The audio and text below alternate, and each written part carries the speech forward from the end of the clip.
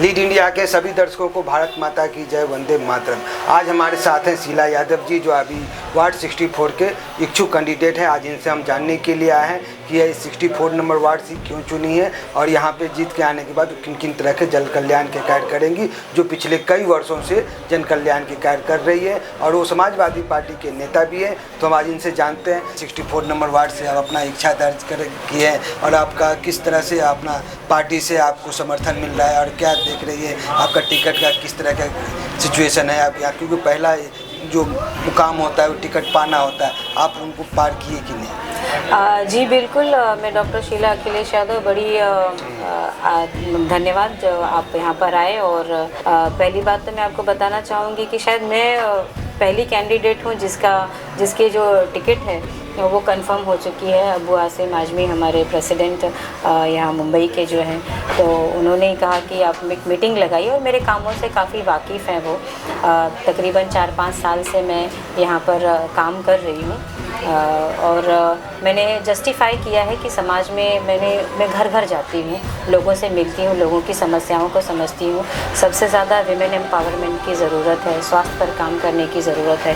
Gutter और पानी, नल और लैट्रिन, ये सब चीज़ें तो लोगों की समस्याएं होती हैं और कुछ ऐसी समस्याएं हैं मैंने देखी है इस एरिया में, लेकिन सबसे ज़्यादा ज़रूरी है कि शिक्षा का जो अभाव है वो उसको पूरा करना है। तो मैंने उस पर काफ़ी कुछ काम किया है, ऐसा नहीं है कि मैं करूँगी, मैंने इनिशिएट कर दिया है इन सब कामों को करने के लिए। सिलाई मशीन सिखाना, लोगों को, बच्चों को पढ़ाई के लिए जागरूक करना। कि मुंबई में बीएमसी पे अगर इल्ज़ाम लगाया जाता है कि वो कचरा साफ सही से नहीं करवाते हैं, गटर नाला साफ सफाई नहीं कराते हैं, जिनके जो एजुकेशन सेक्टर है वो ज़्यादा यानी खर्चा ज़्यादा हो रहे हैं शिक्षा पे और उसका रिजल्ट ज़्यादा नहीं है, अच्छे रिजल्ट नहीं दे पाते। तो इन सब मुद्दों पे आपने क्या सोचा है और किस तरह से देखते हैं? देखिए, ऐसा है कि बीएमसी सिर्फ अकेले उसी पे इल्ज़ाम लगाना बहुत गलत है, क्योंकि ये समाज की भी अपनी एक जिम्मेदारी होती है कि आप बीएमसी को भी एक अपना सहयोग करें। उनके पास मैन पावर बहुत कम होता है, अगर आप देखेंगे, ठीक है। कचरा उठा के ले गए और आप कहीं पर डाल आए, तो इस तरह का काम नहीं होता है। मैंने एक इनिशिएटिव लिया है, मैंने बीएमसी में अपना एक प्रपोज़ल डाला है। मैं लायंस क्लब ऑफ पवई में सेक्रेटरी हूँ और मैंने अपने लायंस क्लब की तरफ से और अपनी एनजीओ की तरफ से मैंने एक प्रपोज़ल डाला है कि मैं बीएमसी को मदद करूँगी, इस कचरे की साफ़ सफाई में हेल्प करेंगे, कि एक प्रोटोकॉल बनाएंगे और किस तरह से हम बीएमसी को हम कैसे हेल्प कर सकते हैं, ठीक है। तो ये सिर्फ बीएमसी की जिम्मेदारी नहीं होती, कुछ ऐसे प्रोटोकॉल हमारे होने चाहिए, हमारे नागरिकों में जागरूकता, उनको थोड़ा सा शिक्षित करना, उनसे बात करना। तो मेरे पास वॉलंटियर्स हैं जो हम लोग इस पर काम कर ही रहे हैं।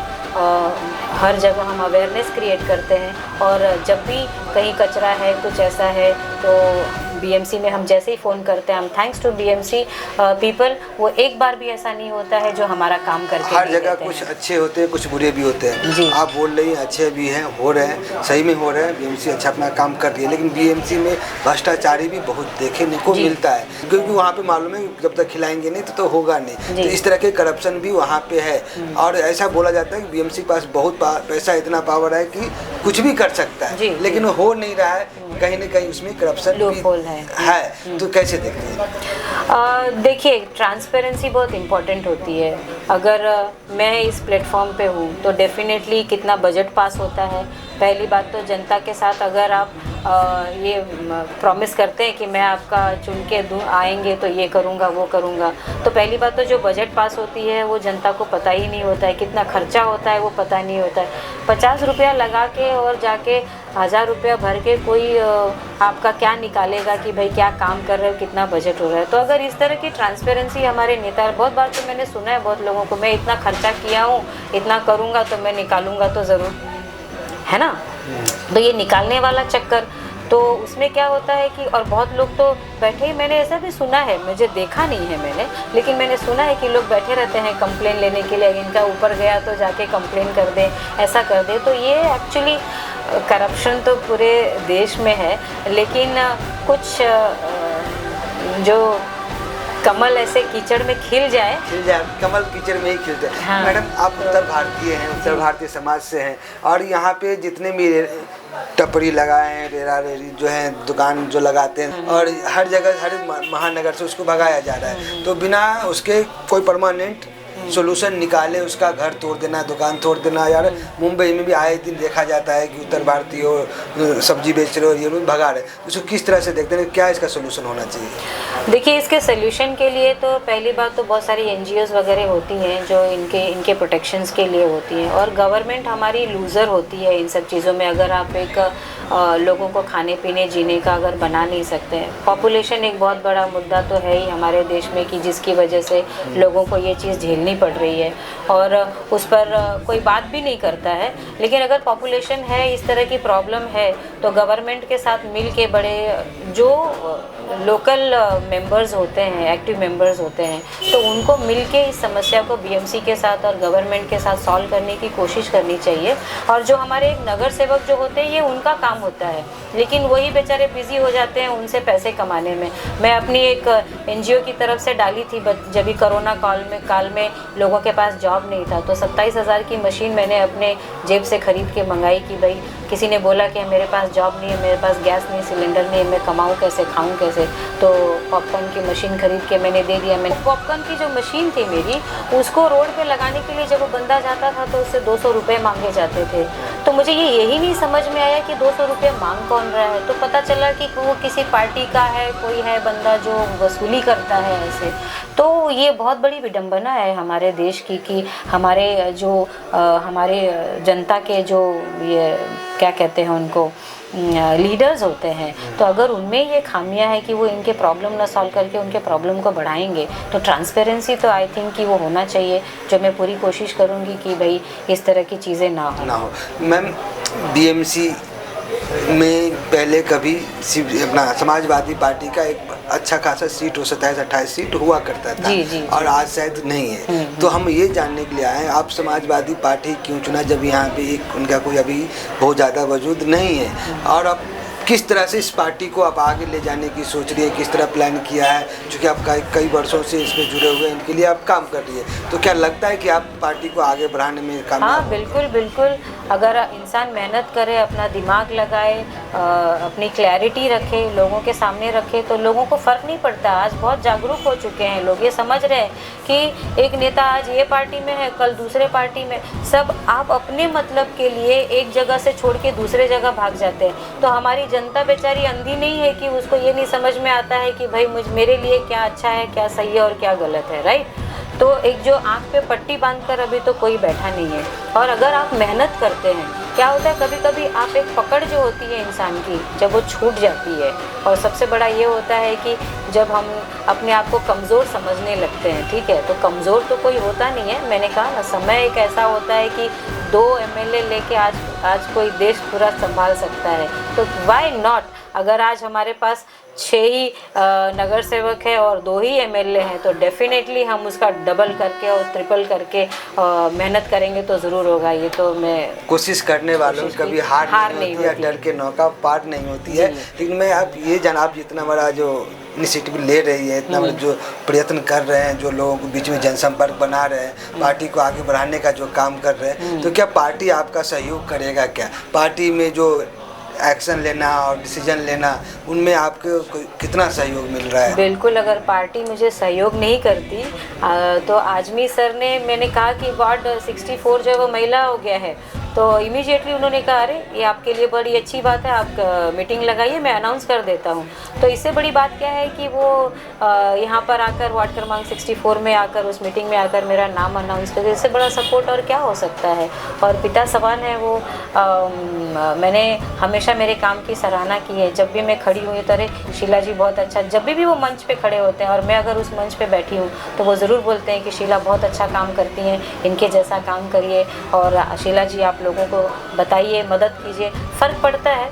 जैसे मेरे एजुकेशन मेरा फार्मेसी में मेरा हुआ है और मैं फार्मेसी कॉलेज में प्रोफेसर हूँ, तो और बचपन से ही फादर की वजह से वो चीज़ें तो हमारे अंदर है ही, सेवा का भाव है ही, तो मुझे काफ़ी कुछ सहायता मिलती है मेरे एडुकेशन से भी, और अपनी जो दूरदर्शिता है और उससे भी मुझे काफ़ी हेल्प मिलती है। राजनीति के अंदर भी एक राजनीति होता है जी। जब आपका कद बड़ा होता है तो पीछे वाले टांग भी खींचने चालू कर देता है ताकि हमसे बड़ा कोई ना बने। लेकिन कुछ लोग का एक विचारधारा होता है कि जो पीछे वाले जो भी करना है करो, हम उससे बड़ा लाइन खींच के हम आगे जाएंगे। बिल्कुल।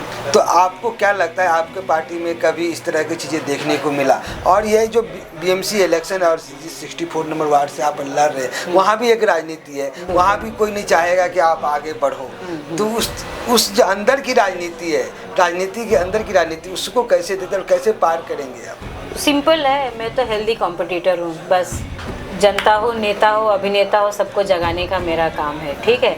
और अगर ऊपर वाले ने चाहा तो ये तो सब एक डेस्टिनी होती है, स्टार्स होते हैं, खींचतान तो हर जगह चलनी है, कल आज मेरा है तो कल तेरा है, तो ये तो मेरा पैशन है। तो मुझे इन सब चीज़ों से डर नहीं लगता कि कौन किसका पैर खींच रहा है, किसका हाथ खींच रहा है। मुझे इतना ही पता है कि मैं अपने दोनों हाथ और दोनों पैर को लेकर अपना आगे बढ़ना है मुझे, और कभी न कभी आपको रिकॉग्निशन तो मिलेगी। धर्म की कभी हार नहीं होती और धर्म का कर्म करने वाले सत्य की जीत होती है। आप राजनीति में आने की फैसला क्यों लिया? बहुत बड़ा ऑर्गेनाइजेशन है जहाँ पर जनता को वाकई ज़रूरत है, ठीक है। राजनीति नहीं होती, इट्स अ बिग ऑर्गेनाइजेशन।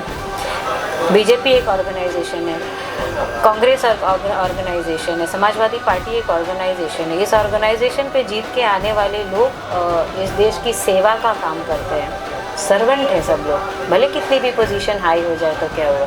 लेकिन एक ऐसी ऑर्गेनाइजेशन है, मैं अगर एनजीओ चलाती हूँ, कॉलेज में प्रोफेसर हूँ, तो भी मैं मृत्यु प्रमाण पत्र और जन्म प्रमाण पत्र का ठप्पा लगा के नहीं दे सकती, बराबर है। मैं किसी से टैक्स कर नहीं ले सकती और उस कर से मैं लोगों की सेवा नहीं कर सकती। दो मैं टैक्स भरती हूँ, टैक्स पेयर हूँ मैं जानती हूँ कि मेरे टैक्स का इस्तेमाल कोई करेगा ऐसा। तो भाई अगर मेरे अंदर वो टैलेंट है तो उस टैलेंट को इस प्लेटफॉर्म पे क्यों नहीं लेकर आना, ठीक है। और कोशिश क्या 1-2 साल में ही थोड़ा ना, बहुत कई लोग तो बहुत सालों तक कोशिश करते रहते हैं। लेकिन जिस दिन जनता को ये समझ में आ जाता है कि ये तो बंदा हमारा है, तो उस दिन तो कोई रोक ही नहीं सकता किसी को।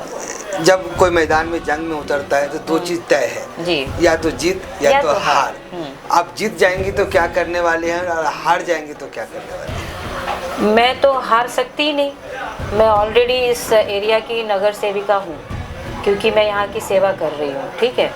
और तो मेरी तो हार होनी ही नहीं है, क्योंकि मेरा तो काम चलते ही रहना है। अब ये थोड़ा ना चुनाव चला गया तो अब मैं बैठ जाऊंगी। इसके बाद बहुत सारे प्रपोजल जो मैंने सबमिट किए हैं बीएमसी में, वो, और मेरे पास मेरा कॉलेज है, मेरी एनजीओ है, तो काम करने वालों की हार कहाँ होती है? हार जीत तो उनकी होती है जिनको अपना ये सोचते हैं कि हाँ भाई मैं हारूंगा या जीतूंगा। तो मुझे इन्वेस्टमेंट से कोई डर नहीं लगता, मैं टैक्स भर रही हूँ और जितनी मेरी सैलरी आती है उसमें से और टैक्स चाहिए तो मैं और टैक्स दे सकती हूँ, जनता को दे सकती हूँ, सबको दे सकती हूँ। तो मेरी कमाई तो मेरी नहीं है, वो तो वासुदेव श्री कृष्ण की है, अल्लाह की है, ऊपर वाले की है, रब की है, गुरु नानक जी की है, सब तेरा है, मेरा तो कुछ नहीं है। ये बात अभी साफ हो चुका है कि हम जीते चाहे हारे, कोई हमें डरा नहीं सकता, क्योंकि हम चोरी का कमाई करते नहीं, हम टैक्स पेयर है, टैक्स पे करके ही हम आगे बढ़ रहे हैं। तो कोई मुझे ईडी और सीबीआई का भी डर नहीं हो सकता है। और हम जनता के सेवक पहले भी थे, आज भी है और कल भी रहे, चाहे बीएमसी इलेक्शन जीते चाहे हारे, हम सेवा हमारा धर्म है और सेवा करते रहेंगे, चाहे पार्टी रहे चाहे बिना पार्टी का रहे, आगे बढ़ते रहेंगे। नमस्कार, भारत माता की जय। Thank you.